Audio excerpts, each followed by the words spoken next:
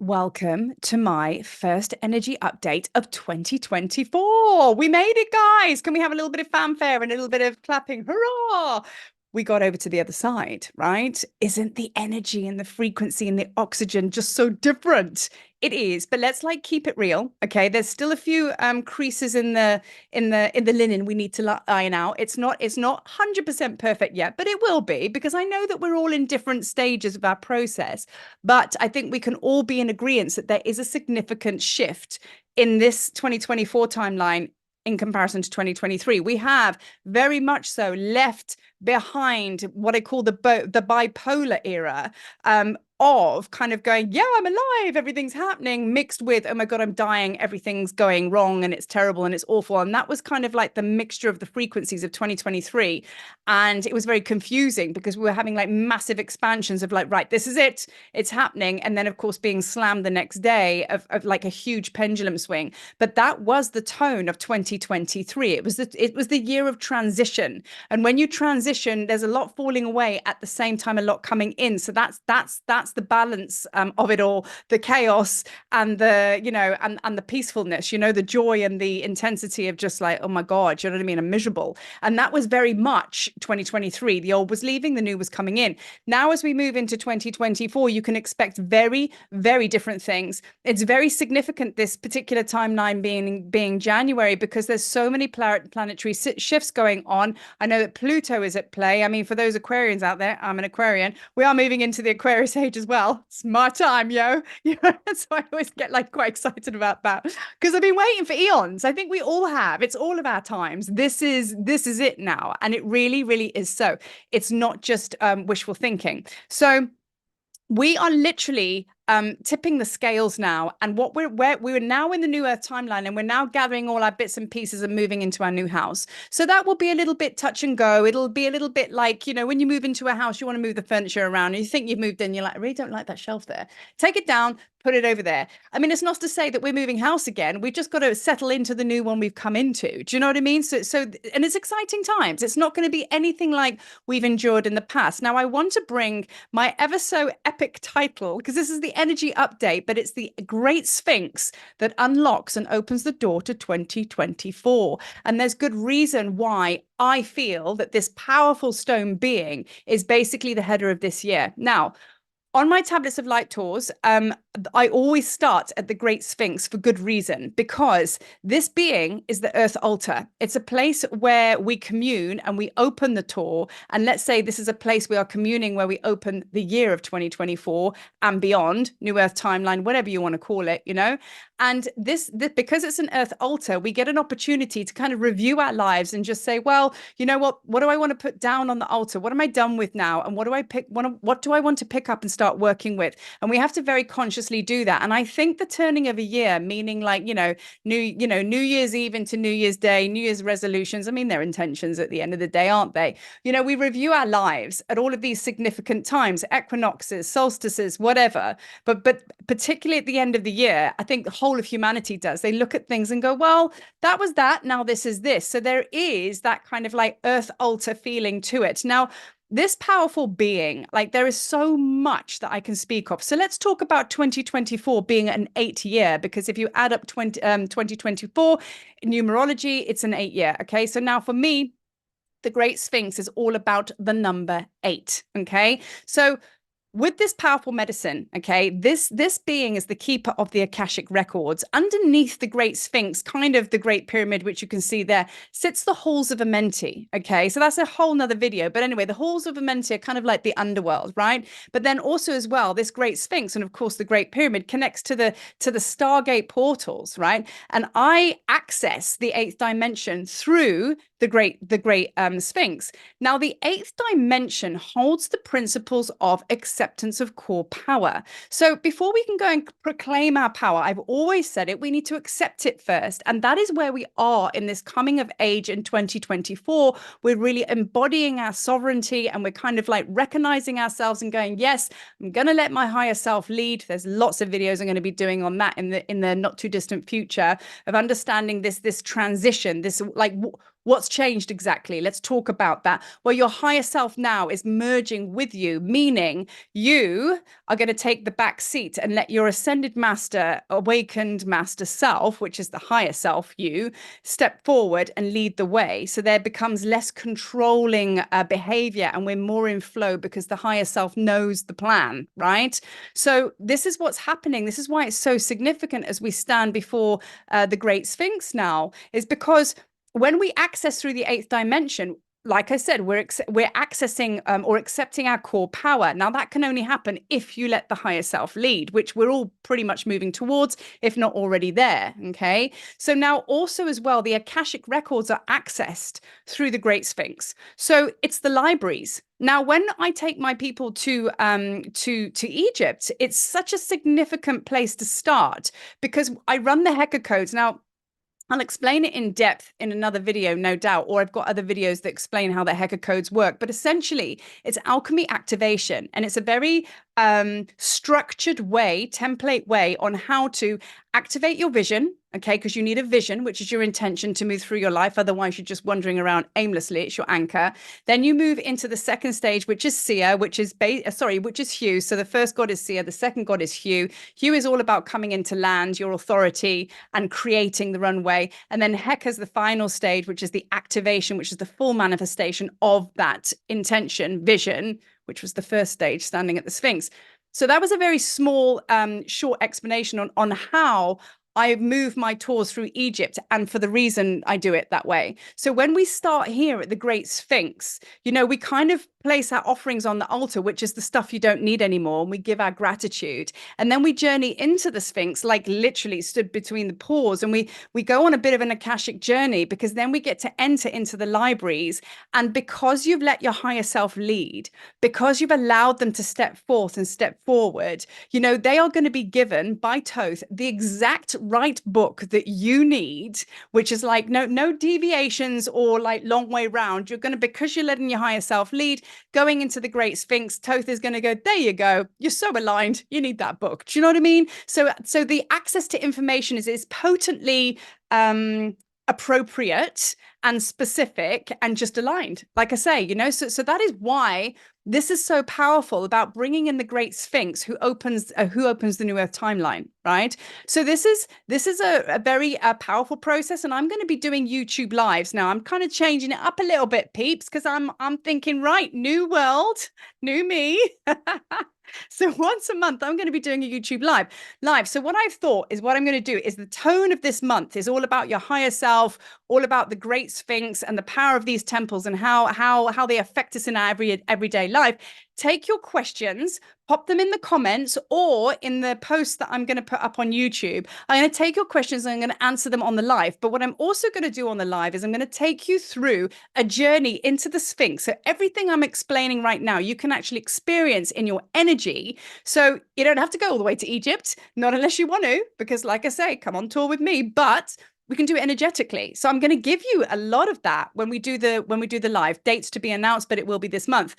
So this is a very, very powerful month to kind of set those intentions, because with the intention, that's your map and compass, because without it, no intention, no vision. How can you access anything? You know what I mean? So this is all about getting really clear in your vision, your idea, and that really deep sense of knowing, because you want to be empowered in your journey. So if you don't know what you want, then we need to sit and have some fat chats with the Great Sphinx. You know what I mean?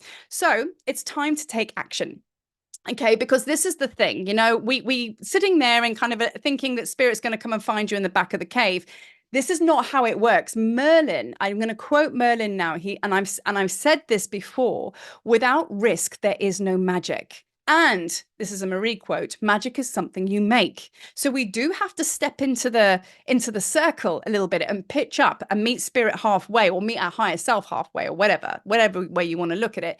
But we got to come into the center and we got to turn up to the party. Okay. And that is going to be, you can't avoid the challenges. You can't avoid them. It doesn't have to be a traumatic challenge, but it does have to be a little bit of a like, oh, I'm so nervous, I'm not sure about this. Something is going to challenge you with trust. Expect that to happen with your life. You are not going to be able to just coast and lie in bed and expect everything to come to you, because trust me, the reason I know is I've done it. Okay. I'm lying there and I'm like, come on, great spirit, bring it to me. And they're like, no, you got to get your ass out of bed. And I'm like, oh, bummer. So anyway, there I was off to Egypt and away I go. Do you know what I mean? So anyway, intention, like let's go back to the alchemical formula.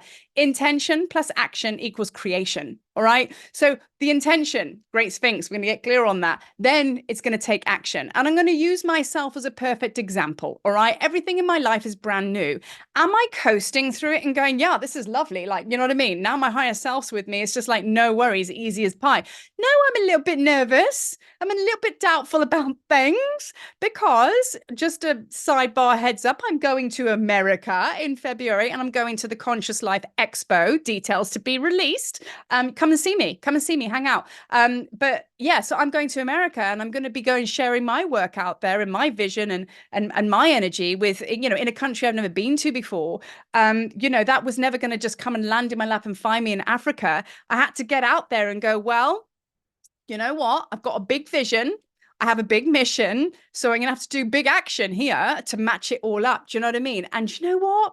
My Heka gods, you know, my higher self, it's like everything is okay. So what's now? Everything always works out for me. You know what I mean? Look, do I believe that 24/7? No, I have my wobbles, but you know what? I revert back to my default affirmation and everything always works out for me. Why wouldn't it? So that is the kind of like action that I'm talking about, changing your self-speak. Even if you don't believe it in the interim, I guarantee if you just spend the whole day saying, everything works out for me, everything's absolutely fine. I know that contrast and shadow is not really coming out to get me. It's just my higher self showing me you don't want to go down there. That's a little bit out of alignment. You've asked for this. And we're just showing you that, like, you know, that's what you kind of want to get rid of. What a great guidance. Instead of looking at the shadow, diving into the story and just losing yourself in it and going off that way. That's not what the shadow is for. It's a compass. It's a navigational system. It always was. It's to show you and guide you. Like, how does that feel? Because if we can't be guided through feelings, how the hell are we going to navigate? We're just going to be floating around all over the place aimlessly. But if we have a shadow feeling that feels not so great, and then we have a feeling over here that feels wonderful, that's your navigation system. We mustn't get scared of this shadow. It's just that one feels like this, tick, we know that that's the right way to go. One feels really quite awful and makes you go tweak out. We know that that's not the way we want to go. So without those contrasts, that duality, how do we get direction forward? Do you know what I mean? So start to embrace your perceived shadow or these things that come up that don't make you feel great. There's nothing to know about it, just to bless it and go, thanks for letting me know that I was just like going off track a little bit. But yeah, I'll look at that and let me just see what I can do to get back to those happy vibes, my Heka, my magic and medicine, because that's the frequency I know I can create. Lying there curled up in a ball, rocking backwards and forwards, like saying, oh, my mom. Do you know what I mean? It's like, that's not going to get anything done. Do you know what I mean? So like, you know, it's and it's also we need to lighten up a little bit. This is why I'm making a joke of it, you know? So now I've spoken about how we work with the Great Sphinx. And I now want to bring in, I've actually got a fancy list on my screen here because there's a lot to talk about today. So I want to talk about Wadjet now.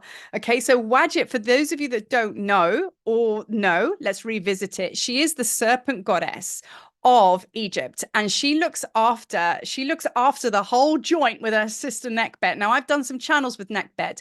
Nekhbet is the vulture goddess. She is the grandmother. She is the keeper of the mystery. She holds the key that kind of like unlocks your DNA that takes you to that next level. You don't mess around with that goddess. Now Wadjet is her sister. They are like a couple of ladies which don't, you know, they demand respect. You apply, you know, you approach humbly. And when you are messing around with these girls, it's because they are showing you your sovereignty, because they were the ones that protected and guarded the pharaohs. And I've said this before in my other videos, that when we get to this point, we're pretty much like, we're there. Do you know what I mean? It's like if they are in our space, they're kind of like telling us, yes, it's time for you to step into the full sovereignty of your you know, of your divine light being. You know what I mean? Because that's truly who you are. Even today, Wadjet came through very, very strongly when I was connecting with the Great Sphinx, and she was like, it's time to take your place next to me now. You know, the what did she say? The vision is blinding because now you see the truth. You know, it's almost like an undeniable thing. Now, Wadjet is also, she's a protector of the left eye, or the left eye of Horus is also known as the Wadjet eye. Okay, long story in the mythology, but that's where you find her. So she's very connected to this eye. So yeah, so she's a very, very powerful goddess which protects the psychic vision. So she protects you from enemies. She also protects children and things like that. But she's really, really powerful when it comes to enlightenment. Do you know what I mean? Because she raises up all the way up the spine, and she sits on the uraeus, okay, which is basic. You'll see it on top of the pharaohs, you'll see it on the gods and goddesses, especially Sekhmet. She's deeply connected to Sekhmet as well. So that's kind of what she's saying. You're here now. You're here. So no more of that bullshit pretending that you're not enlightened and all that. You're here. You know what I mean? So let's get this done. And she's very cheeky. She's very to the point, spit spot, So she guards the third eye. She's protective of the third eye. Now, guess what? The Sphinx. Now, this being is actually the third eye chakra.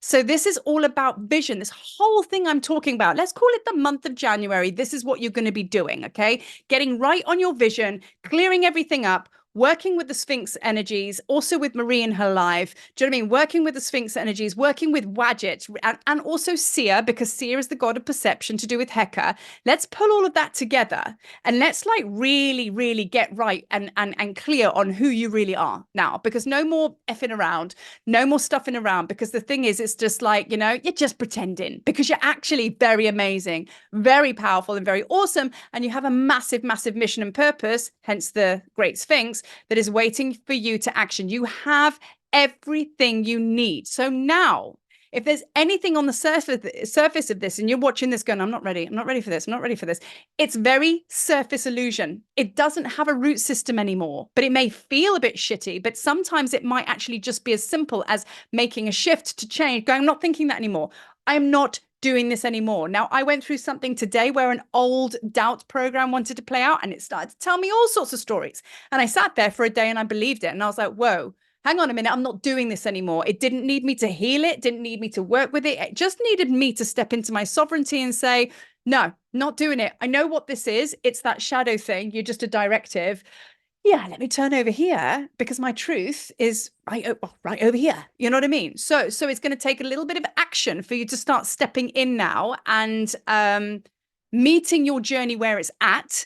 And it's time to tee up now. You know what I mean? So I'm going to leave that there because really, I mean, maybe I probably will do this live in a couple of weeks. Anyway, I will release the date this week, in the next few days.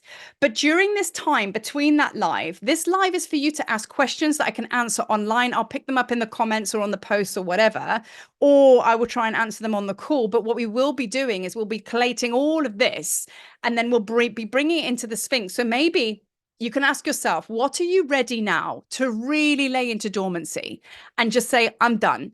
And what are you ready now to pick up and go, yep, that's my life. That's what it looks like. That's what it feels like. Because it's all about feeling. That's what it feels like. And you just surrender it. You just surrender it because it's done. And you know what? You're not going to get there. You're not going to get there, because 2024, we all get there. If you're watching this video and you've made it this far, you're going to get there. So you know what I mean? No stress, no worries. You know what I mean? Leave no man behind. That's my mission and that's my purpose. So I'll come back for you. Don't worry. So I'm going to leave that there. And yeah, so just a couple of things, but I will be releasing details on it. In early February, I am going to be at the Conscious Life Expo, and I will be releasing a time schedule. If anybody there is in California and they want to come and talk to me about the Heka Codes or the Egypt tour is on the 9th, forgotten the dates now, 9th of May to the 19th of May. And, this is a very significant trip to Egypt. She is upgraded in the temples. She is waiting for us to come and meet her there. We need to go here. You need to go here. And we'll be going here as well. Private visit. But I'll be taking you in here for 2 hours, 3 ceremonies. Okay. Time to claim you. And once you pass through this portal with me, with the Heka Codes, with the Tablets of Light tour, it's a done deal. You'll pop out the other side and you will land exactly where you want to land. So anyway, maybe come and check it out in February at the Conscious Expo, because there's some major workshops and things like that. You can have a great time. And then, like I say, I'll see you on the live. But thank you so much for watching. We made it. You made it. So Yay us. Speak soon, guys. Peace.